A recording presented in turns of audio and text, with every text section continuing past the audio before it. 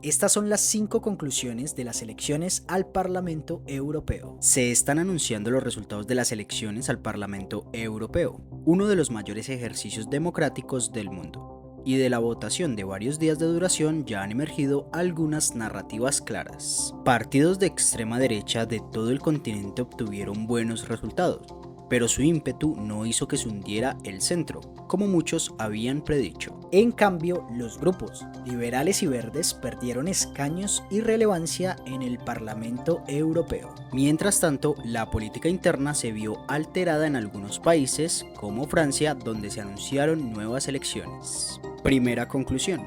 La extrema derecha gana terreno. Antes de la votación, las miradas de toda Europa estaban puestas principalmente en los partidos de extrema derecha del continente, y se esperaba que los avances de estos grupos constituyeran una parte importante del relato del domingo. Y así fue. Se esperaba que los grupos de extrema derecha obtuvieran un número récord de escaños en el Parlamento Europeo, asentando un duro golpe a los líderes de la clase dirigente del continente. Un sondeo a pie de urna pronosticó que los partidos de extrema derecha ganarían unos 150 de los 720 escaños del Parlamento, lo que podría frustrar los esfuerzos de los partidos mayoritarios por formar las mayorías necesarias para aprobar leyes. La mayoría de los avances de la extrema derecha se concentraron en países que eligen un gran número de escaños, como Francia, Italia y Alemania. Pero los partidos deben trabajar para construir un consenso si quieren maximizar su amenaza política. Número 2. El centro aguanta. A pesar del auge de la extrema derecha, el Partido Popular Europeo, PPE, fue el mayor ganador individual en la noche del domingo. La presidenta de la Comisión Europea, Ursula von der Leyen, declaró en un discurso pronunciado a última hora del domingo que el grupo, que según las previsiones obtendrá el número mayor de escaños, podría seguir actuando como ancla de estabilidad, pero pidió a sus aliados políticos que ayuden en la protección de los partidos extremistas. Von der Leyen pareció descartar cualquier posibilidad de que el partido se una a las facciones de extrema derecha, y dijo a los periodistas que tenderá la mano al grupo de la Alianza Progresista de Socialistas y Demócratas y a los centristas y liberales de Renovar Europa, para formar una amplia mayoría por una Europa fuerte. En tercer lugar tenemos desórdenes en política nacional. Los resultados perturbaron enormemente la política en varios países europeos, ya que algunos líderes no pudieron ignorar los avances de grupos hasta entonces marginales.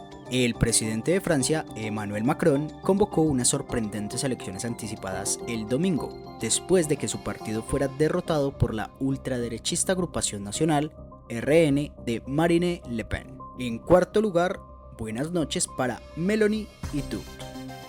Pocos líderes importantes de la Unión Europea disfrutaron de la noche de resultados, pero la primera ministra italiana, Giorgia Meloni, vio como su partido ganaba terreno y terminaba el proceso como protagonista de la política europea. Su partido nacional, Hermanos de Italia, ha sido el más derechista en ser elegido para el gobierno en Italia desde el Benedetto Mussolini, líder fascista en tiempos de guerra. Pero Meloni ha demostrado ser una figura pragmática en Europa, convirtiéndose en aliada de von der Leyen y firme partidaria de Ucrania, al tiempo que ha presionado al bloque para que adopte una postura más firme en materia de migración. Y por último, los verdes retroceden. A medida que los partidos marginales de la derecha ganaban terreno, los grupos de izquierda, y en particular los verdes, sufrían recortes en toda Europa.